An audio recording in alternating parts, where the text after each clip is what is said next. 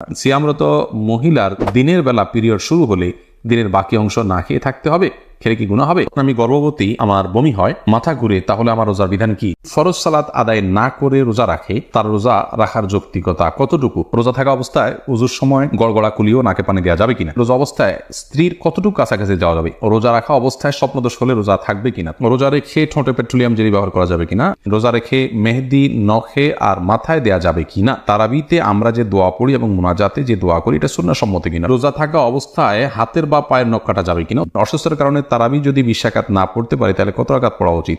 আর বিলম্ব না করে চলুন তাহলে আপনাদের যে সমস্ত প্রশ্নগুলো আমাদের কাছে চলে এসেছে সেগুলোর উত্তর দিতে আমরা শুরু করি। আহমেদ শাহাদাত জানতে চেয়েছেন, রোজা থাকা অবস্থায় হাতের বা পায়ের নখ কাটা যাবে কিনা? উত্তর কাটা যাবে, কোনো অসুবিধা। রোজা রেখে হাত পা নখ কাটা যাবে, এর সাথে রোজা ভঙ্গের কোনো সম্পর্ক নেই। এমডি ইয়াকুব হুসাইন জানতে চেয়েছেন, রোজা রাখা অবস্থায় স্বপ্নদোষ হলে রোজা থাকবে কিনা? থাকবে, কোনো অসুবিধা নেই। স্বপ্নদোষ মানুষ ইচ্ছাকৃত করে না, অতএব স্বপ্নদোষ হলে বীর্যপাত হয়ে গেলে ঘুমের মধ্যে আপনার রোজা কন্টিনিউ করতে পাওয়া হবে। স্বপ্নদোষের কারণে বীর্যপাত হলে সে কারণে আপনি গোসল করবেন, গোসল ফরজ হবে আপনার, কিন্তু রোজা ভাঙবে না। নাজির আহমেদ ফারুক আপনি জানতে চেয়েছেন, তারাবিতে আমরা যে দোয়া পড়ি এবং মুনাজাতে যে দোয়া করি এটা সুন্নাহ সম্মত কিনা? ভাই, তারাবির 4 রাকাত পর পর দোয়া পড়া বা তারাবির শেষে সবাই মিলে আলাদা করে দোয়া করার কোনো শিক্ষা, কোনো নির্দেশ রাসূল আকরাম সাল্লাল্লাহু আলাইহি ওয়াসাল্লাম থেকে দেন নাই। সাহাবায়ে কেরাম তারাবি জামাতের সাথে পড়েছেন, কিন্তু তারা এরকম কোনো দোয়া করেছেন বলে কোনো প্রমাণ নাই। আর শরীরে কোনো কিছুর প্রমাণ না থাকলে ইবাদতের মধ্যে, কোনো ইবাদতের মূল স্ট্রাকচার বা পদ্ধতির মধ্যে কোনো কিছু হাদিসে না থাকলে সেটাকে আমরা ইবাদতের অংশ হিসাবে যুক্ত করা, এটা সঠিক কাজ নয়। আমরা মনে করি যে এটাকে কেউ যদি তারাবির অংশ মনে করেন তাহলে ভুল হবে। হ্যাঁ, মাঝে মধ্যে করলেন সেটা ভিন্ন কথা। সালাতের পর দোয়া কবুল সে জায়গা থেকে যা যা মতো দোয়া করলেন সেটাও অসুবিধা নেই, এটা ঐচ্ছিক বিষয়। কিন্তু সিস্টেম বানিয়ে নেওয়া এবং এটাকে একটা ফরম্যাটে আনা যে নিয়মিত এই কাজটা করা, সেটা কিন্তু সঠিক নয়। শিরিন আপনি জানতে চেয়েছেন, অসুস্থতার কারণে তারাবি যদি 20 রাকাত না পড়তে পারে তাহলে কত রাকাত পড়া উচিত? তারাবি 20 রাকাত না পড়তে পারলে যতটুকু তৌফিক হলো ততটুকু পড়বেন। তারাবির রাকাত ফুলফিল না করলে যে কোনো গুনাহ হবে এমন না, ফরজ রোজার মতো। অসুস্থতার কারণে আপনি যদি 2-4 রাকাত 6 রাকাত কমও পড়েন, কোনো অসুবিধা নেই। শিহাব মন্ডল জানতে চেয়েছেন, রোজা অবস্থায় আতর বা পারফিউম ব্যবহার করার বিধান কি? উত্তর হলো জায়েজ আছে, কোনো অসুবিধা নেই। আতর পারফিউম ব্যবহার করা যাবে, রোজা রেখে তেল ব্যবহার করা যাবে, কোনো অসুবিধা নেই। এরপরে সাইদুর রহমান জানতে চেয়েছেন, ইফতার ও সাহারির নিয়ত সম্পর্কে কিছু বলবেন? মুখে আরবি উচ্চারণ করা কি জরুরি? ভাই সাইদুর রহমান, নিয়ত হলো ইচ্ছা করার নাম। নিয়ত শব্দের অর্থ হলো ইচ্ছা করা, আর ইচ্ছা মানুষ মন দিয়ে করে। আমি ইচ্ছা করেছি, অর্থাৎ আমি মনে মনে কোনো প্ল্যান করেছি, এটার নামে হলো নিয়ত করা। রোজার নিয়ত করতে হবে অন্যান্য সমস্ত আমলের মতো, ইন্নামা আমাল বিন নিয়ত, সমস্ত আমলের নিয়তের উপর নির্ভরশীল। নিয়ত না থাকলে কোনো আমলই গ্রহণযোগ্য হবে না। কিন্তু নিয়তের মানে এই নয় যে মুখে উচ্চারণ করতে হবে। শরীয়ত আমাদেরকে মুখে উচ্চারণ করে নিয়ত করার কোনো শিক্ষা দেয়নি, এবং রোজার জন্য আলাদা কোনো নিয়তের শিক্ষা আল্লাহ তাআলা দেননি। নামাজের ক্ষেত্রে কোনো নিয়ত, রোজা মুখে নিয়ত করার কোনো শিক্ষা আল্লাহ তাআলা দেননি। অতএব আমরা মনে মনে আমি যে রোজা রাখছি এটাই আমার নিয়ত হিসেবে যথেষ্ট হবে। আপনি ভোর রাতে কেন খেতে উঠেছেন? রোজা রাখার জন্য উঠেছেন, এর মানে হলো আপনার রোজা রাখার ইচ্ছা আছে, বাস নিয়ত আছে। আলাদা করে সেটাকে মুখে উচ্চারণ করা আর কোনো নির্দেশ আমাদেরকে দেয়নি, কোনো প্রয়োজন নেই। এটাকে জরুরি মনে করলে একটা দোয়া বানাই দিচ্ছি আমরা, নাওয়াইতু আন আসুমা গাদান ইত্যাদি, এরকম দোয়া বানিয়ে নিলে সেটি বরং বিদআতে পর্যবেসিত হতে পারে যদি সেটাকে আমরা সুন্নাহ মনে করি বা রোজার জন্য গুরুত্বপূর্ণ বা জরুরি মনে করি। সারজুর রিমা এই আইডি থেকে আপনি জানতে চেয়েছেন, রোজা রেখে ঠোঁটে পেট্রোলিয়াম জেলি ব্যবহার করা যাবে কিনা? ঠোঁটে যদি খুব বেশি ফেটে যায়, খুব বেশি বিরক্তির কারণ হয়, তাহলে হালকা করে দিতে পারেন। কিন্তু আপনার একান্ত যদি ঠোঁট না ফাটে বা খুব বেশি কষ্ট না হয়, তাহলে পেট্রোলিয়াম জেলি ঠোঁটের ব্যবহার খুব বেশি করে করলে আপনার সেটি আমাদের থুতুর সাথে ভেতরে যাবে, সে আশঙ্কা আছে। এই জায়গা থেকে এটি করা অনুচিত এবং অনুত্তম এবং করা যাবে না। বখতিয়ার করিম আপনি জানতে চেয়েছেন, রোজা থাকা অবস্থায় উজুর সময় গড়গড়া কুলিও নাকে পানি দেওয়া যাবে কিনা? ভাই বখতিয়ার, খুবই গুরুত্বপূর্ণ একটা প্রশ্ন আপনি করেছেন। রোজা অবস্থায় ওজুর সময় গড়গড়া করা, কুলি করা, নাকে পানি দেওয়া, এগুলোর ব্যাপারে ইসলামের শিক্ষা দৃষ্টিভঙ্গি হলো যে নাকে পানি দেওয়া যাবে, খুব বেশি টান দেওয়া যাবে না জোর করি। আর গড়গড়া কুলি করবেন, কিন্তু খুব বেশি গলার ভিতরে নিয়ে গড়গড়া করবেন না। কারণ নবী সাল্লাল্লাহু আলাইহি ওয়াসাল্লাম বলেছেন যে ওয়া মাদমিদ ইল্লা আন তাকুনা সাইমান, তুমি গড়গড়া করেই কুলি করবে, কিন্তু রোজাদার হলে তখন করবে না, যেহেতু তোমার ভেতরে গলার ভেতরে পানি চলে যাওয়ার ভয় আছে, চলে গেলে সেক্ষেত্রে রোজা ভঙ্গ হয়ে যাবে। অতএব গড়গড়া করা রোজা অবস্থাতে অনুচিত, গভীর গড়গড়া করা। খায়রুন নাহার জানতে চেয়েছেন, রোজা রেখে মেহেদি নখে আর মাথায় দেয়া যাবে কিনা? রোজা রেখে হাতে, নখে ইত্যাদিতে মেহেদি দেওয়াতে কোনো অসুবিধা নেই। আবু বকর সানি আপনি জানতে চেয়েছেন, শয়তানকে রমজানে বেঁধে রাখা হয় কিন্তু তারপরও নামাজে মনস্থির থাকে না, এর জন্য কি করতে পারি? শয়তানকে রমজানে বেঁধে রাখা হয়, কিন্তু আমাদের মন বা প্রবৃত্তি যেটা আছে তাকে বেঁধে রাখা হয় না। তবে সে তো আমাদেরকে মন্দ কাজের দিকে পরিচিত করে। আল্লাহ বলেছেন, ইন্নান নাফসা লাম্মারাতুন বিসসু, মানুষের প্রবৃত্তি মানুষের খারাপ কাজের নির্দেশ দেওয়া। অতএব শয়তানই শুধুমাত্র যে এই কাজ করে তা নয়, সেই জায়গা থেকে আমাদের নফস বা প্রবৃত্তিও আমাদেরকে কিন্তু ক্ষতিগ্রস্ত করে, সেটাকে নিয়ন্ত্রণ করা শিখতে হবে। মেহেদী হাসান মির্জা জানতে চেয়েছেন রোজা রেখে নাক বা কানের ড্রপ ব্যবহার করা যাবে কিনা। ভাই মেহেদী হাসান, রোজা রেখে নাকে ড্রপ দিতে পারবেন না, কারণ নাকে ড্রপ দিলে সেটা গলা যেতে পারে। নবী সাল্লাল্লাহু আলাইহি ওয়াসাল্লাম বলেছেন ওয়ামাদমিদ ইল্লা আন্তাকুনা সাইমান, তুমি কুলি করবে কিন্তু রোজাদার হলে গড়গড়া করতে যাবে না, কারণ গড়গড়া করলে ভিতরে পানি যেতে পারে। নাকে ড্রপ দিলে সেটা যেহেতু ভিতরে যেতে পারে, অতএব সেই জায়গায় এখানে নাকে ড্রপ দেওয়া যাবে না রোজা রেখে। কিন্তু কানে ড্রপ দিতে পারেন, চোখে ড্রপ দিতে পারেন, যে চোখের সাথে আপনার আমাদের গলার সম্পর্ক নেই, কানে ড্রপ দিতে পারেন, সেটারও সরাসরি সম্পর্ক নেই। যদি আপনি গলায় স্বাদ অনুভব করেন ড্রপ দেওয়ার পরে কানে বা চোখে, তাহলে সেক্ষেত্রে আপনি সে রোজা আবার রেখে দিবেন, কিন্তু নাকে দিতে পারবেন না, যেহেতু নাকে দিলে সেটা ভেতরে যায়। এমনি হাসানুল করিম জানতেছেন রোজা অবস্থায় স্ত্রীর কতটুকু কাছাকাছি যাওয়া যাবে। রোজা অবস্থায় স্ত্রীর সাথে সম্পূর্ণ পাশাপাশি শোয়া যাবে, থাকা যাবে, এমনকি চুম্বনও করা যাবে, আলিঙ্গনও করা যাবে, কোনো অসুবিধা নেই। শুধুমাত্র স্ত্রীর সহবাস সেটি করা যাবে না। সহবাসটা যাতে না হয় সেই জিনিসটি খেয়াল করতে হবে। লজ্জাস্থানের মিলন সেটি সরাসরি হারাম, বীর্যপাত না হলেও শুধু সম্মিলনটাই হারাম। এছাড়া আলিঙ্গন চুম্বন হতে পারে। আমাদের আয়েশা রাদিয়াল্লাহু আনহা বলেছেন যে নবী সাল্লাল্লাহু আলাইহি ওয়াসাল্লাম রোজা রাখা অবস্থায় স্ত্রীদের আদর সোহাগ তিনি করতেন, এটি জায়েজ আছে। তবে কেউ যদি সেটি করতে গেলে নিজেকে নিয়ন্ত্রণ করতে পারবেন না এমন আশঙ্কা হয়, তাহলে তার জন্য এটি করা জায়েজ নাই। শাকুল খান জানতে চেয়েছেন কেউ যদি ফরজ সালাত আদায় না করে রোজা রাখে, তার রোজা রাখার যৌক্তিকতা কতটুকু। তিনি রোজা রাখছেন, একটা ফরজ আদায় করতেছেন, এজন্য আমরা অবশ্যই তাকে অ্যাপ্রিসিয়েট করবো যে তিনি অন্তত একটা ফরজ আদায় করতেছেন।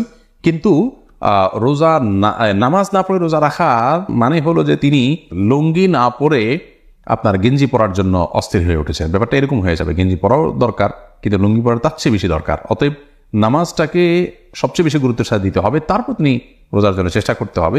নামাজ না পড়ে রোজা রাখা এটা হলো নামাজের গুরুত্ব বা সালাতের গুরুত্ব না বুঝার কারণে। আল্লাহ তাআলা আমাদের ভাইকে বোঝার তৌফিক দান করুন। পিয়াস এমডি রাইসুল রেজা জানতে চেয়েছেন সিয়ামরত মহিলার দিনের বেলা পিরিয়ড শুরু হলে দিনের বাকি অংশ না খেয়ে থাকতে হবে, খেলে কি গুনাহ হবে? না খেয়ে থাকা উচিত, বাকি অংশ তার রোজার সম্মানার্থী করা উচিত। ত্রিহান, আপনি আইডি থেকে জানতে চেয়েছেন আমি গর্ভবতী, আমার বমি হয়, মাথা ঘুরে, তাহলে আমার রোজার বিধান কি? যদি বমি হয় এতে রোজা ভাঙবে না, ইচ্ছাকৃত বমি না করলে রোজা ভাঙবে না। হাদিসে আছে নবী সাল্লাল্লাহু আলাইহি ওয়াসাল্লাম বলেছেন যে ব্যক্তির বমি হয় তার রোজা ভাঙবে না, যে ইচ্ছাকৃত বমি করে হাত দিয়ে বা বের করে তার রোজা ভাঙবে। আর যদি বমি হওয়ার পর কিছু আপনি গিলে ফেলেন তার কারণে রোজা ভাঙবে, কিন্তু এমনি বমি হলে রোজা ভাঙবে না। মাথা ঘুরে বমি হয়, তারপর কষ্ট করে আপনার রোজা রাখা উচিত, এটা ফরজ রোজা, এখানে কার্পণ্য করা উচিত নয় এবং ত্রুটি করা উচিত নয়। আল্লাহ আমাদের তৌফিক দান করুন। এলমি একটা অনুষ্ঠান করা এবং হাদিস ভিত্তিক জ্ঞানের একটি অনুষ্ঠান, তবে এটিকে অন্যদের দেখার সুবিধার্থে, অন্যদের জানার সুবিধার্থে শেয়ার করে দিন, ওয়াচ পার্টি করে দিন। এর মাধ্যমে আপনার ছোট্ট একটি ক্লিকের মাধ্যমে অনেক বেশি অফুরন্ত সওয়াবের আপনি অধিকার হতে পারবেন। শয়তান আমাদেরকে এরকম সহজে অনেক বেশি অর্জন হতে পারে সে আমলগুলো থেকে ভুলিয়ে রাখে এবং এগুলোকে আমাদের কাছে গুরুত্বহীন করে রাখে। অতএব শয়তানকে আমরা কোনোভাবেই যেন সুযোগ না দিই। আল্লাহ তাআলা সেই তৌফিক দান করুন। আমরা দাওয়াত এবং দ্বীন প্রচারের অংশ হিসাবে এই পোস্টকে শেয়ার এবং ওয়াচ পার্টি করি। আজ আমরা কথা বলবো রোজার আদব বা সিয়ামের আদব নিয়ে।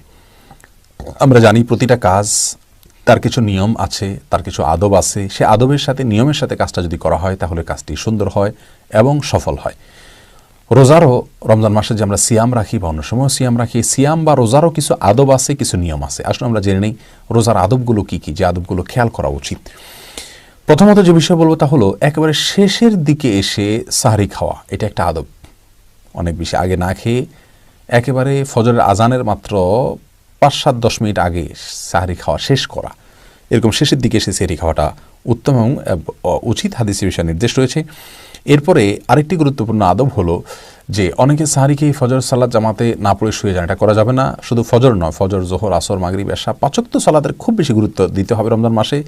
এটাও রোজার একটা আদব যে আপনি রোজা রাখলেন, রোজা রেখে আপনি ফরজ, রোজার চাইতে গুরুত্বপূর্ণ বিষয় যেটার প্রতি খেয়াল রাখবেন, খুব গুরুত্বের সাথে করবেন, পুরুষরা জামাতের সাথে করবেন, এটা খেয়াল রাখতে হবে। আরেকটি গুরুত্বপূর্ণ আদব হলো ইখলাসের সাথে রোজা রাখা, শুধুমাত্র আল্লাহকে সন্তুষ্ট করবার জন্য। রোজার রাখার মাধ্যমে তাকওয়া এবং গুনাহ থেকে বেঁচে থাকার চর্চা এবং অনুশীলন যেন হয় সেই চেষ্টা করতে হবে রোজা রাখার মাধ্যমে। রোজা রাখার আরেকটি আদব হলো রমজান মাসে হোক অন্য সময় হোক রোজা রেখে বেশি বেশি তেলাওয়াত করা, কারণ রমজানের সাথে সিয়ামের সাথে কোরআনের সম্পর্ক অনেক বেশি, সেজন্য বেশি বেশি করে যতটুকু সম্ভব হয় তেলাওয়াত করা, না পারলে বিশুদ্ধভাবে তেলাওয়াত শেখার চেষ্টা করা, অন্তত সিয়াম রেখে রমজান মাসে এটা বেশি হওয়া উচিত। আর সেটা না হলে অন্তত আমরা তেলাওয়াত শুনতে পারি, অর্থ সহকারে কোরআন বোঝার চেষ্টা করি, তাফসিরের ক্লাসে দার্সে আমরা বসতে পারি। এটা রমজান মাসের সিয়ামের আরেকটা আদব, যে কোরআনের সাথে সম্পর্ক কাটানো, সময় কাটানো। সিয়ামের আরেকটি আদব হলো সমস্ত গুরুত্বপূর্ণ সুন্নাহ যেগুলো আছে সেই সুন্নাহগুলোকে একটা একটা করে ফলো করা, ফরজ সালাতের আগে সুন্নতগুলো পালন করা, মেসওয়াক করা সুন্নত পালন করা, সারাদিন রাতে নবী সাল্লাল্লাহু আলাইহি ওয়াসাল্লামের যে সমস্ত সুন্নত আছে সেগুলোকে খুঁটি খুঁটি আমল করার চেষ্টা করা। আর সিয়ামের আরেকটা আদব হলো বিশেষ করে সকল প্রকার গুনাহ, চোখের গুনাহ, মুখের গুনাহ, অর্থাৎ গীবত শেখায়েত, পরনারীর দিকে দেখা এবং টিভিতে হোক অন্য জায়গায় হোক সেগুলো বাজে কিছু দেখা যেটা ইসলামে নিষিদ্ধ, সেগুলো থেকে বেঁচে থাকার আপ্রাণ চেষ্টা করা, এটা সিয়ামের আরেকটা আদব। তা নাহলে সিয়াম নষ্ট হয়। সিয়ামের আরেকটা আদব হলো ঝগড়াঝাটি না করা, কারোর সাথে বিতর্ক অবশ্যই লিপ্ত না হওয়া। সিয়ামের আরেকটা আদব হলো গীবত শেখায়েত না করা, স্পেশালি সিয়ামের আরেকটা আদব হলো হারাম উপার্জন না করা। অন্য সময়গুলো নিষেধ, কিন্তু সিয়াম রেখে আরও বেশি নিষেধ। সিয়ামের আরেকটা আদব হলো স্পষ্ট, স্পেশালি আপনার পরনারীর দিকে না দেখা, সেটা অনলাইনে হোক আর অফলাইনে হোক, যেখানে হোক, মোবাইলে হোক আর টিভিতে হোক বা অন্য কোথাও হোক। সিয়ামের আরেকটা গুরুত্বপূর্ণ আদব হলো বেশি বেশি করে আল্লাহর কাছে দোয়া করা, বিশেষ করে ইফতারের আগ মুহূর্তে দোয়া কবুল হয়, এই জন্য এই সময় দোয়া করা। এবং নবী সাল্লাল্লাহু আলাইহি ওয়াসাল্লাম বলছেন 3 ব্যক্তির দোয়া ফেরত দেওয়া হয় না, তার ভিতরে আস-সাইম হাত্তা ইফতির, রোজাদার ব্যক্তি ইফতার করার পর্যন্ত তার দোয়া কবুল হতে থাকে, এই জন্য সারাদিন দোয়া লিপ্ত থাকা। সিয়ামের আরেকটা আদব হলো ইফতারটা একটু তাড়াতাড়ি করা, সম্ভব হলে অন্য মানুষকে ইফতার করানোর চেষ্টা করে, একটা আদব। এবং সারাদিন সুন্দর আচরণ মানুষের সাথে করা, সেটা আরেকটা আদব সিয়ামের আরেকটা আদব হলো খাবার খেতে গিয়ে যেন আমরা অপচয় না করি। রমজান মাসে প্রচুর আমরা খাদ্য নষ্ট করি, অনেক বেশি খাই, এটা না করা। সিয়ামের আরেকটা আদব হলো কম ঘুমানো এবং কম খাওয়া, অন্য সময় উচিত, রমজান মাসে আরও বেশি উচিত। সিয়ামের আরেকটা আদব হলো তারাবির সালাত আমরা আদায় করব, কিন্তু সেখানে খুব বেশি হুলস্থুল করবো না। ইমাম সাহেবদেরকে বলবো, হারু সাহেবদেরকে বলবো ধীরস্থিরতার সাথে করতে। যে কোনো আমল ধীরস্থিরতার সাথে করলে আল্লাহ তাআলা পছন্দ করেন, বিশেষ করে সালাত তাড়াহুড়া করা উচিত নয়।